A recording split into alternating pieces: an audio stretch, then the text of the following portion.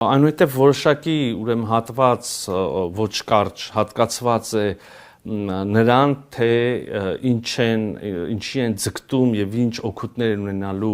մի կողմից Միացյալ Նահանգները եւ մի կողմից Հայաստանի Հանրապետությունը, օրինակ, ասենք, նշվում է, որ Հայաստանը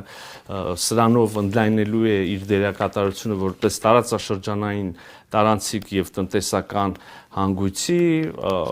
մեծացնելու է իր հնարավորությունը օտարերկրյա ներդրումներ ներգրավելու եւ այլն, ընդհանուր մինչև զբաղվածություն, հնարավորություններ համատեղ ձեռնարկների հնարավորություններ հայաստանյան ընկերությունների համար, շատ կարևոր է, որ նշվում է, որ կան նախադրյալներ այս նախագծի հաջողելու համար եւ օրինակ այդ նախադրյալների թվում նշվում է, որ ընդ որում երկու երկրի անունից Հայաստանն ու Միացյալ Նահանգները ընդունում են, որ TRIP-ի հաջողությունը կախված է Հայաստանի եւ Ադրբեջանի միջև խաղաղության հետագա ինստիտուցիոնալիզացումից,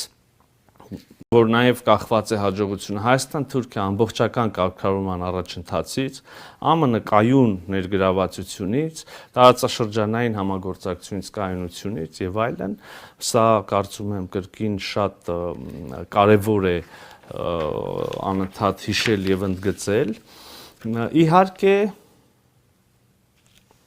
մեզ բոլորից հուզում են նաև TRIP ընկերության հենց, որը պայմանական անունը կարող է այս փուլում կրել եւ տրված է այդպիսի ենթադրում եմ, որ կունենա TRIP զարգացման ընկերություն եւ փաստաթուղթը հստակեցնում է TRIP զարգացման ընկերության հիմնադրման որոշակի պայմաններ, բաժնեմասեր, գործունեության ժամկետ եւ այլն, ես մի քանիսի վրա կանգ կառնեմ այժմ։ Կրկին առաջին նախադասություն էս հատվածի, տեղ, մի քանի տեղ բարբերաբար փաստաթղթում վերաբերելի եւ նույնիսկ եթե կուզեք ոչ այդքան վերաբերելի հատվածներում բարբերաբար ընդգծվում է, որ ամբողջ գործընթացը տեղի է ունենալու եւ հետո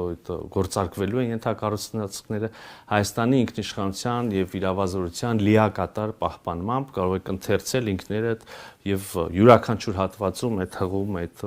վստահեցումը տեսնել։ Հավանիչ տեսանյութը եւ բաժանորդագրվիչ նորությունները բաց չթողնելու համար։